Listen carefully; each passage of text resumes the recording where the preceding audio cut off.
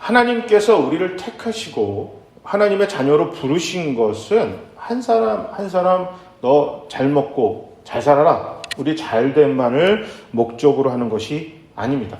우리를 부르신 목적은 하나님 나라, 거기에 있고 교회를 통해 하나님의 영광, 하나님의 이름이 세상에 드러나 우리 주변에 있는 마지막 사람까지 하나님의 은혜와 사랑을 받아들여서 하나님의 자녀가 되고 하나님과 좋은 관계를 맺기를 원하셔서 이 땅에 교회를 세우시고 우리를 먼저 부르셨습니다. 근데 이것이 끝이 아니에요. 그러니까 하나님 나라의 우선적 삶을 살아가는 우리에게 하나님이 그냥 그것만 해라가 아니라 선물을 주셨어요. 그 선물이 뭐냐면 함께 하시는 거예요. 함께 하시는 거예요. 언제? 어디서나 끝날까지 함께 하시겠다. 이게 주님이 우리에게 주신 그 선물입니다. 자, 그래서 주님 뭐라고 그랬냐면 너희는 먼저 그의 나라와 그의 의를 구하라. 그러면 너가 무엇을 먹고 마시고 입고 그것을 할 모든 고민들을 하나님께서 더하실 것이다. 그러니까 책임져 주실 것이다. 이렇게 약속하셨죠. 자, 그래서 이 말은 내가 너와 항상 함께 하겠다라는 동행이에요. 너가 뭐가 필요한지에 대해서 내가 알고 있으니까 너는 하나님의 영광을 위해서 또 하나님 나라를 위해서 열심히 살다 보면 내가 너와 함께 하니까 너의 모든 필요를 채우실 것이다. 그러니까 주님이 우리에게 이것을 약속하셨습니다. 자, 이 동행이 지속되고 성숙되려면 하나님에 대해서 잘 알아야 돼요. 하나님, 그분이 어떤 분이신지에 대해서 우리가 잘 알고 있어야 됩니다. 이게 하나님을 잘 모르면 관계가 올바로 되지가 않고요. 관계가 어긋나지면 이 하나님과 관계가 어긋나지면 이 하나님이 함께 하신다는 확신이 이게 잘 들지 않고 사라지게 돼 있습니다. 자, 은혜로 택함 받은 이스라엘 백성들이었어요. 그런데 관계 설정을 잘못했습니다. 하나님에 대해서 잘못 이해했어요. 자, 모세가 시내 산으로 올라가서 계명을 받을 때입니다. 이게 안 내려오니까 이 사람들이 금송아지를 만들고 금송아지를 섬기자라고 한 게 아니라 금송아지가 하나님이라고 그렇게 하나님을 그렇게 잘못 설정해 버리셨습니다. 자, 이것으로 하나님을 섬기고 심지어 아론조차도 그냥 이거를 지켜보면서 이렇게 냅둬야 되나? 이런 생각을 했죠. 이거에 하나님이 진노하셨어요. 이거는 그냥 이스라엘 사람들이 즉흥적으로 생각한 게 아니고 이집트에서 이미 그들이 해왔던 세상의 방법입니다. 그러니까 이게 뭐냐면 세상에서 생각하는 신이라는 개념을 그대로 하나님에게 입힌 거예요. 우리 교회가 하나님을 생각할 때 하나님을 마치 은행, 아주 그냥 그 ATM 머신기로 생각하는 경우가 있어요. 그래서 뭐 하나님한테 기도하고 뭐 하면 돈 주고 그다음에 뭐 그냥 무슨 이렇게 허준이나 화타같이 생각해서 기도하면 병을 고쳐주고 그냥 이런 세상에서 마치 굿하는 거랑 세상에 무슨 성황당에다가 그거 하는 거랑 똑같은 것으로 하나님을 그냥 옮겨 심어서 하나님은 그런 분이에요. 그러니까 어떻게 되냐면 하나님을 달래야 돼요. 그런 세상의 신들의 특징은 뭐냐면 화가 많아요. 그래서 좀만 잘못하면 그 자기를 섬기는 그 사람들을 그렇게 벌 줘요. 뭐 지진을 나게 하고 해일을 나게 하거나 아니면 가뭄이 오게 하거나 때로는 뭐냐면 아프게 해요. 그래서 벌을 줘요. 그래서 그 세상을 믿는 신들은 그 사람들은 어떻게 하냐면 신을 달래요. 뭐 돈을 바치기도 하고 아주 때로는 말도 안 되는 인신제물을 드리죠. 사람을 바치는 걸로 신을 달래는 것으로 이게 잘못 생각할 때가 있는데 이스라엘 백성들이 하나님을 그렇게 잘못 오해했습니다. 그래서 하나님이 그냥 안 되겠다. 없던 일로 하자. 내가 이 이스라엘 사람들을 하나님의 백성으로 해서 이 백성을 먼저 선택해서 복을 줘서 이스라엘 백성을 통해서 주변에 많은 사람들이 하나님의 사랑과 은혜를 누리게끔 해야겠다라고 하나님 마음 먹으셨었는데 안 되겠다. 이 사람들이 나에 대해서 하나님에 대해서 너무나 잘못 생각하고 있고 생활 방식이나 이 태도가 그냥 속된 말로 글러먹었다. 틀렸다. 그래서 하나님이 그냥 계획을 접어야겠다라고 탁 얘기를 하니까 오늘 본문에 모세가 하나님에게 반 협박하고 반 부탁하는 그런 내용이 나오는 겁니다. 그런데 하나님이요, 마음을 바꾸세요. 우리가 생각할 때 하나님 정도 되면 아무리 뭐 우리가 기도하고 부탁하고 해도 바꾸면 안 되잖아요. 하나님인데, 위험이 있는데. 그런데 너무 바꿔버렸어요. 마침내 하나님께서는 도무지 순종이라고 찾을 수 없는 이스라엘과 함께 가나안 땅에 올라가지 않겠다 이렇게 선언을 하셨잖아요. 일단 같이 함께 하지 않겠다 하니까 이 얘기는 진짜 청천벽력 같은 소리예요. 이거는 너무나 무너지는 소리였습니다. 그래서 이스라엘 백성도 슬퍼했지만, 자, 이 반복되는 그 죄 안에서 그 모세가 굉장히 괴로워했는데 모세가 당황했어요. 하나님이 같이 안 간다고 하니까. 여러분, 불순종이라는 거는 얼마나 질기고 지독하게 교회와 성도를 괴롭히는지에 대해서 잊지 말아야 됩니다. 이게 슬퍼는 하지만 이후로도 이스라엘 백성은 끊임없이 하나님께 불순종합니다. 불순종한다는 얘기는 하나님에게 정면으로 대치한다는 얘기고 하나님을 하나님으로 인정하지 않는 거죠. 이거는 굉장히 교만이에요. 교만하기에 불순종하는 겁니다. 이 부분에 대해서만큼은 내가 하나님보다 낫다 이렇게 생각하기 때문에 불순종합니다. 자, 이래서 이거를 끊어내기 위해서는요, 하나님과 나와 연합, 예수와 나와 함께하고 있다는 것을 꼭 붙잡지 않으면, 하나님이 나와 함께 하신다는 확신이 없으면 불순종을 끊어낼 수가 없어요. 그러니까 내 옆에 지금 주님이 나와 함께 하시는구나. 내가 잘하든 못하든 내가 불순종하고 죄의 길을 가는데 우리 주님이 함께 계신다는 거예요. 그러면 이거 찝찝하잖아요. 그럼 내가 이건 하지 말까? 이런 생각이 자꾸 이렇게 들게 만드는 것이 하나님이 나와 함께 하신다는 그 확신을 꼭 갖고 있어야 됩니다. 성령의 도우심을 받아 성령님이 나와 함께 하신다는 그 확신이 없으면 100% 실패합니다. 이거 하나님 앞에 순종하면서 하나님의 백성답게 살 수가 없어요. 이스라엘 사람들이 이거에 실패했어요. 그래서 하나님이 내가 너와 함께 하지 못하겠다. 왜? 하나님이 먼저 버린 게 아니고요, 이스라엘 사람들이 먼저 하나님을 버렸어요. 그러니까 이 말은 뭐냐면, 내가 함께 하고 싶은데 너네가 자꾸 나를 밀어내줬니? 이스라엘 사람들이 날 버리는데 어떡하냐? 나 함께 할 수 없다. 그러니까 모세가 이 사람들은 완악하지만, 하나님께 순종하지 못하고 있지만, 너무나 자주 하나님을 배반하지만 하나님 외면하지 마십시오. 이거 절대 외면하지 마십시오. 이게 하나님께 간구합니다. 우리가 살아가면서 하나님이 함께 하신다는 절대적인 확신을 갖는 것과 단지 그러시겠지라고 생각하는 것 사이에는 엄청난 차이가 있습니다. 큰 차이가 있어요. 자, 그런데 지금 이스라엘이 하도 범죄를 하니까 하나님이 함께하지 않겠다라는 선포에 모세가 어떤 생각을 갖고 있었는지 오늘 본문에 확신이 드러납니다. 모세는 하나님은 우리와 무조건 함께 하실 거라는 확신을 갖고 있었어요. 그렇기 때문에 하나님께 정말 생떼를 쓰고 있어요. 떼를 쓴다는 이유는 뭐예요? 하나님은 그 때를 들어줄 만한, 우리가 막 하나님을 간절히 구할 때 이걸 부탁을 들어줄 거라는 확신이 있기 때문에 때를 써요. 누울 곳을 보고 다리를 뻗는다고요? 아이들이요, 아무 데서나 들어놓지 않습니다. 저희 집만 보더라도 아내는 성격이 욱하는 것도 없고요, 조곤조곤하고 되게 친절해요. 그런데 저보다 그럼 단호할 땐 되게 단호해요. 안 돼, 그러면 끝이에요. 기가 막힌 건 우리 꼬맹이들이 알아요. 우리 큰아들 녀석이 지독하거든요. 지독해요. 자기의 그 손에 넣기 위해서는요, 포기가 없는데 엄마한테는 애초에 안 된다고 하는 거에 다리를 뻗지 않습니다. 근데 아빠는 알아요. 아빠는 막 화를 내고 하지마! 안 사줘! 막 해도 조금 있다가 난 이걸 갖고 싶은데 하면 아빠는 사준다는 걸 알아요. 우리 막내 꼬맹이도 그래요. 그 유치원에서 담임 선생님하고 보조 선생님이 계신데, 보조 선생님한테는 생떼를 쓰고 막 앵기고 그러는데, 담임 선생님은 더 몸집도 작으시고 여리여리하신데 단호하시잖아요. 말을 얼마나 잘 듣는지 모른대요. 알거든요. 모세가 이걸 정말 기가 막히게 알았어요. 모세가 80년간 하나님을 본 적이 없어요.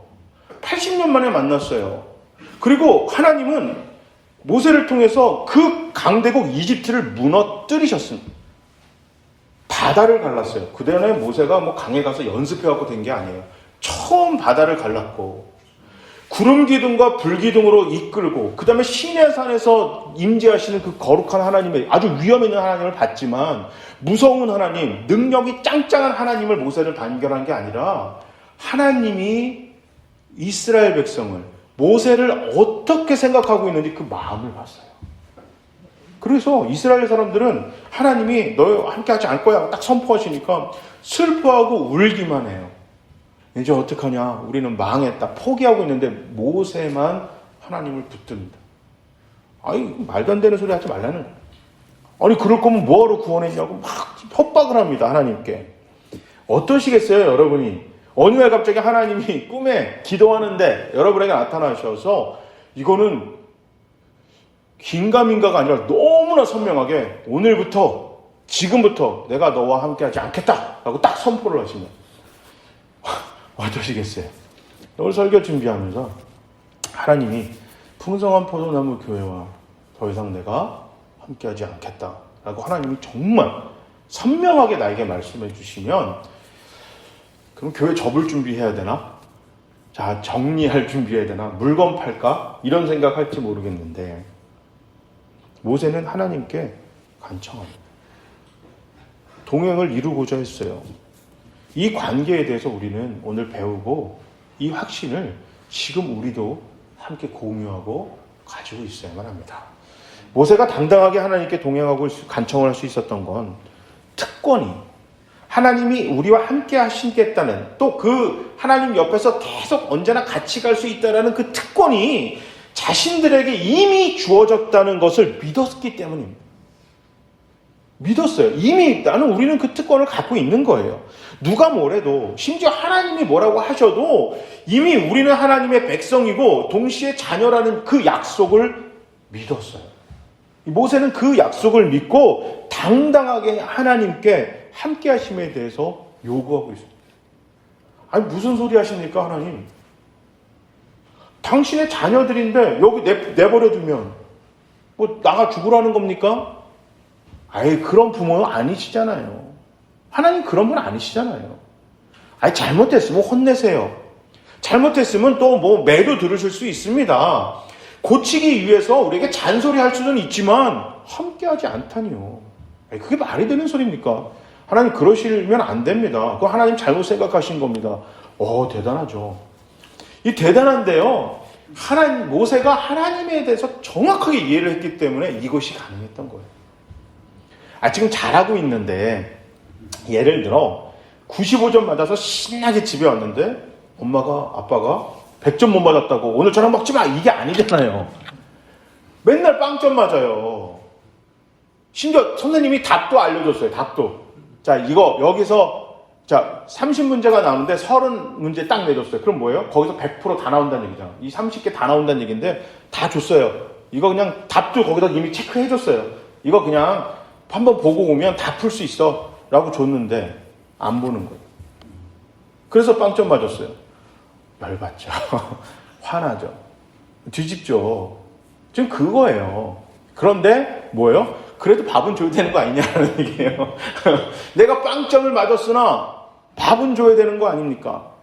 제가 이 설교를 모세의 자세를 보면서 제 동생을 기억했어요. 어렸을 때 저희 동네 개인 자전거를 갖고 있는 게 손에 꼽았어요. 근데 제가 너무 자전거를 갖고 싶었어요. 그래서 엄마랑 맨날 딜을 해요. 어머니가 올백 맞으면 사준다고. 세 번째 올백을 맞았는데도 제가 사달라고 못하는 거예요. 알아서 사줬으면 좋겠는데.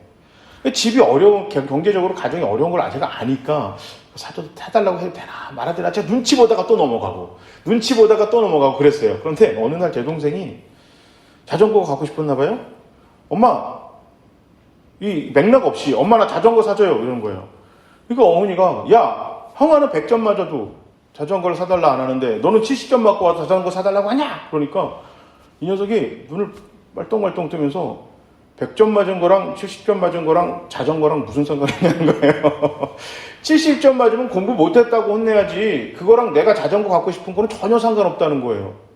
그리고 자전거를 얻어내더라고요. 와, 제가 그거 보면서 그렇구나. 100점 맞는 거랑 자전거랑은 상관없는구나.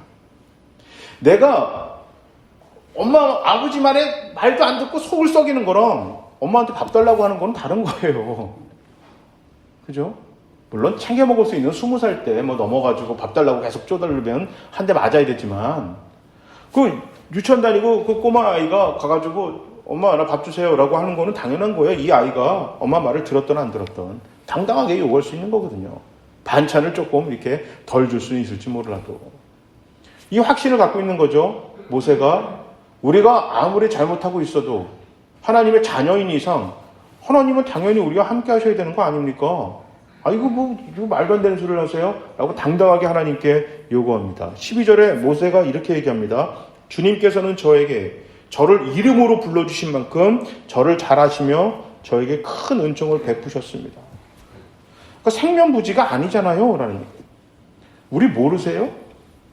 이름까지 불러줄 정도로 우리 알잖아요. 우리 자녀 삼으셨잖아요. 자녀가 부모에게 함께 해달라고 요구하는 게 잘못된 겁니까? 라고 모세가 하나님께 대묻습니다. 그러면서 13절에 하나님의 계획을 보여주세요. 그러면 하나님이 여기서 계획이라는 단어가 원문에 보면 나가시고 계시는 길, 앞으로 가야만 하는 길입니다. 하나님이 가야 할 길을 보여주시면 우리 그거 따라갈 테니까 그럼 보여주세요. 자, 그렇게 하니까 자신을 포함한 지금 탐탁치 못한 이 백성들은 이미 하나님의 자녀니까 하나님 못한다고만 혼내지 마시고 계획을 좀 알려주시면 우리 함께 가겠습니다. 안 알려준 게 아니잖아요. 알려줬는데 못하는데도 그래도 하나님 계속 알려주세요. 들을 때까지 알려주시면 하여튼 쫓아는 가보겠습니다. 그 모세가 당당하게 요구하고 있습니다. 지금 우리가 가는 길, 현재 나의 처해진 현상이 여러분 답답하다고 그냥 자포자기하거나 내려놓지 마시기 바랍니다.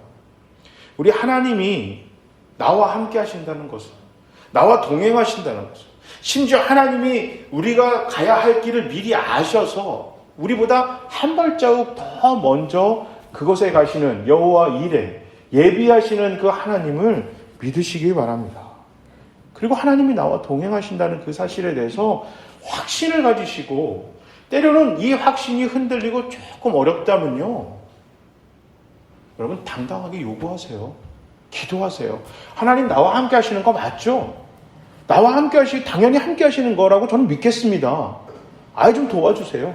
여러분 가정에서, 직장에서, 사업하실 때 답답한 게 있다면 하나님 도와주세요라만 하지 마시고 당당하게 요구하세요.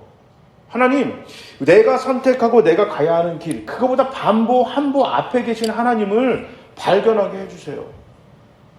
난 믿고 갑니다. 도와주시리라 믿습니다. 이것을 입으로 선포하시고 당당하게 요구하셔도 됩니다. 요구해야만 합니다. 걱정만 하고 눈치 보고 이렇게 하지 마시고, 하나님의 자녀니까, 하나님의 자녀고 백성들이니까 당연히 하나님이 나와 함께 하실 거다. 내가 하나님 앞에 죄를 짓는 것이 아니라면 하나님이 나와 함께 하지 않을 리가 없습니다. 이것을 다윗이 항상 이야기했어요. 그러니까 하나님이 다윗에 대해서 뭐라고 얘기했냐면, 다윗만큼 내 마음을 시원하게 하는 사람이 없다. 뭐라고 그랬냐면, 전쟁을 나갈까요 말까요? 그리고 전쟁을 나가고, 할까요 말까요? 한창 다윗이 믿음 좋을 때 그랬어요. 그러니까 이제 사람들이 물어보는 거예요. 그 부하들이. 이걸 꼭 물어봐야 합니까? 그냥 하면 되지? 그러니까 모세가 다윗이 뭐라 그랬냐면, 우리가 하나님 앞에 죄 짓는 것만 아니면 내가 전쟁을 치르든 이걸 하든 안 하든, 솔직히 내가 안 해도 하나님이 나를 축복하실 거고 해도 축복할 거다. 왜? 죄를 짓는 게 아니니까. 그래도 내가 이렇게 하는 이유는 그 전쟁에, 내 판단에 하나님을 함께 개입시키기 위해서다. 당연히 나 하나님 앞에 물어보는 건 당연한 거 아니냐. 어마어마한 믿음이죠. 여러분, 우리가 하나님 앞에 범죄하는 것만 아니라면, 하나님 앞에 큰 죄를 짓는 일이 아니라면 하나님이 무조건 나와 함께 하십니다. 이 믿음을 가지시고 확신을 가지시고 하루하루 걸어가시길 바랍니다. 이 요구에 하나님께서 대답하십니다. 내가 친히 너와 함께 가겠다. 그리하여 너가 안전하게 하겠다. 아멘. 마치 하나님은 이 모세의 당당한 요구를 기다리셨던 것처럼 바로 말을 바꾸셨어요. 이게 창조주로서의 채통도 없습니다. 권위도 없어요. 자녀의 요구에 한없이 약해지고 너그러운 그냥 부모의 모습 그 자체입니다. 그러면서 하나님이 강구하는 모세의 근심을 덜어주셨죠. 내가 친히 가겠다. 이게 얼마나 놀라운 응답이에요. 너희들끼리만 가라 하셨는데 내가 친히 갈 것이다. 하나님이 정말 우리와 동행하시면 무엇이 걱정이고 두려움이겠습니까? 제가 이렇게 가끔 이제 집에서 아이들 보다가 이제 아내가 퇴근하고 오거나 이제 일 보면 제가 저녁에 나가서 이제 내가 이제 일하고 공부하고 또 이렇게 설교 준비할 때가 있어요. 그러면 이제 엊그제도 그랬는데 그 큰아들 녀석이 전화 와서 아빠 어디에요? 어디야? 우리가 데리러 갈까요? 그래요. 보면 지율이랑 둘이 손잡고 앞에 막 가요. 근데 이제 엄마가 뒤에 따라오죠. 아는 거예요. 엄마가 뒤에 따라온다는 거 아니까 막 둘이서 막 가요. 그러면서 저를 이제 데리러 와서 가면서 엄마한테 뭐라고 하냐면 엄마 갈 때도 우리 아까 올 때처럼 해도 될까요? 그러는 거예요. 형아랑 딱 가. 이게 볼 때는 자기가 동생 손을 잡고 우리끼리 온 것처럼 보이지만 그 아이가 그렇게 당당하게 할 수 있었던 뭐예요? 내 뒤에 누가 나를 지켜보고 있어요? 엄마가. 내 옆에 내 집에서 누가 나를 보고 있어요? 아빠가 보고 있다는 확신이 있기 때문에 그 밤에 동생 손잡고 깔깔대면서 웃으면서 갈 수 있었던 거예요. 하나님이 우리와 항상 함께하게 계시다는 믿음, 그 확신이 있기 때문에 정말 우리가 가는 길이 칠흑같이 어두워도 안개처럼 바로 앞길을 내다볼 수 없어도 하나님이 괜찮다 가자 라고 하시는 그 믿음이 있기 때문에 우리가 한 걸음 내딜 수 있는 것입니다. 이게 없기 때문에 세상은 보험을 이야기하고 안전한 장치로 공부라든지 돈이라든지 권력이라든지 무기가 필요한 겁니다. 하나님 대신에 그런 것들을 계속 채워넣는 거예요. 믿음의 사람들은 그게 필요 없다는 얘기가 아닙니다.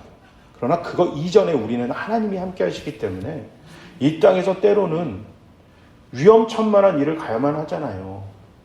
정말 나를 위해 쓸 돈도 없고 나를 위해서 쓸 시간도 없는데 다른 어려운 누군가를 위해서 지갑을 열고 마음을 열고 양보해야 되고 져줘야 되고 여러분 이게 얼마나 위험천만한 일입니까? 그 일을 할 수 있는 것은 여전히 내 옆에서 나를 지켜보시면서 무엇을 먹을지 마실지 입을지 나아가야 하는 그 방향을 미리 아시고 우리에게 도움을 주실 그 하나님이 계시기 때문에 교회는 세상은 당당하게 나갈 수 있는 것입니다. 여러분 하나님을 믿으시기 바랍니다. 항상 나와 함께 하시다는 것 이것을 잘 믿어야 돼요. 교회의 비극은 성도의 비극은 이것을 믿지 않는 것입니다. 하나님이 함께 하신다는 이것을 믿지 않기 때문에 교회의 비극이 오는 것입니다. 세상과 구별되지 못해요. 그래서 16절에 주님께서 우리와 함께 가지 않으면 주님께서 주님의 백성이 우리를 좋아하지 않는 것을 사람들이 어떻게 알 수 있습니까? 우리를 좋아한다는 것을 세상 사람들이 알 수 못하잖아요.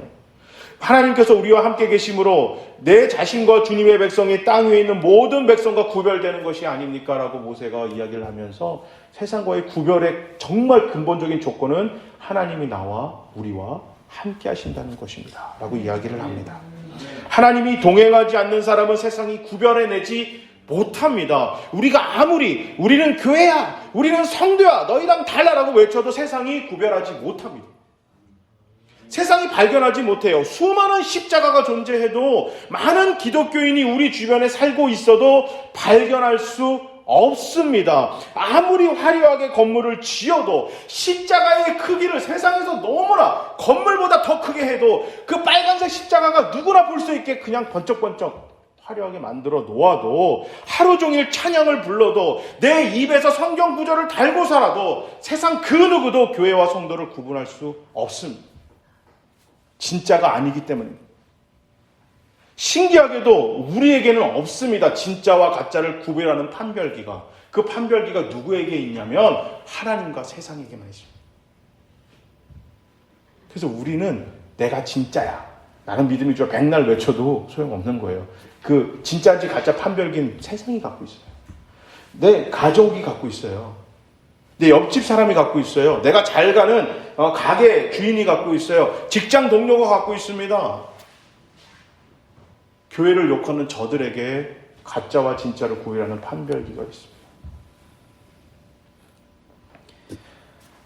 이게 교회와 성도가 하나님의 함께 하심을 확신을 가지고 이렇게 나가기 위해서는 내가 한없이 약한 존재라는 것을 인정해야만 합니다.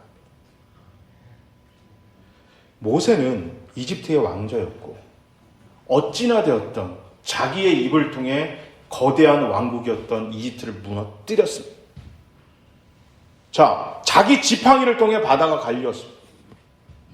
하나님이 모세랑만 상대하십니다. 자, 주변의 국가들이 그 모세의 이야기를 하면서 이름을 걸먹이며 이집트를 무너뜨렸던 모세가 이끄는 백성들이 온다고 벌벌 떨고 경계합니다. 여기에 사탄이 약점과 함정을 심어놓습니다. 나는 목사야. 나는 성경을 몇 번 읽었어. 난 교회 장로고 권사야. 내가 이 교회를 세우는데 헌금을 얼마나 많이 했는지 알아? 내가 교회를 해서 얼마나 봉사를 하는데 이 코로나19가 돌고 있는데 우리는 이렇게 당당하게 모여서 예배를 드리는 아주 믿음의 사람들이야. 이 내가 대단하다라는 그것이 하나님이 잠깐은 함께하지 않아도 될 수 있다라는 아주 위험천만한 절대 하면 안 되는 비극을 불러일으킵니다. 이거에 속지 마시고 하나님이 없으면 정말 큰일 나는 아주 약하디 약한 존재라고 고백하시고 꼭 그 생각을 잊지 말고 하나님이 함께 하심을 구하시고 간절히 하는 우리 교회와 이 자리 모두가 되시기를 바랍니다. 정말 아이러니한 거는 우리의 약함이 그걸 인정하는 것이 하나님이 함께 하셔서 믿음이 강해지게 만듭니다. 우리가 약하면 약할수록 인정할수록 우리의 약함의 약함을 발견할수록 하나님이 더 많이 우리와 함께 하시고 그걸로 우리 믿음이 강해지고 사랑이 풍성해지는 겁니다. 이게 되게 이상하지 않아요? 반대잖아요, 되게. 내가 강해질 때, 내가 막 힘이 좋을 때 더 막 그 위대한 일을 할 수 있을 것 같고 더 풍성하게 할 수 있을 것 같지만 이 교회와 성도는 반대여야만 합니다. 그러면서 17절 모세에게 이렇게 말씀하십니다. 내가 너를 잘 알고 또 너에게 은총을 베풀어서 너가 요청한 이 모든 것을 다 들어주마. 아멘. 하나님 없이는 세상에서 절대 하나님이 함께 하시는 길을 발견할 수 없습니다. 꼭 믿으셔야 합니다. 하나님 없이는 내가 가는 길은 정말 위험한 길이라는 것을 꼭 깨닫고 기억하시기 바랍니다. 예수님의 그 피 묻은 십자가 은총으로 은혜로 우리가 세상 사람들 가운데 구별되어야만 합니다. 은혜 입은 사람이라는 그것을 잊지 마셔야만 합니다. 그래서 우리를 하나님이 혼자 가게 하지 않으실 것이다라는 믿음을 갖고 있어요. 혼자인 것처럼 보이지만 절대 혼자 가게 하지 않으신다. 이것을 믿으시고 하루하루를 살아가시는 믿음의 우리 사람들 모두가 되시길 바랍니다. 우리와 동행하실 것입니다. 우리 주님이 영원히 함께 하실 것입니다. 언제나 우리와 함께 하시겠다고 약속하신 그 임마누엘의 주님의 약속을 믿으시면서 오늘도 주님과 함께 동행하는 주님의 교회 하나님의 백성과 자녀들이 되시기를 주님의 이름으로 축복합니다. 아멘.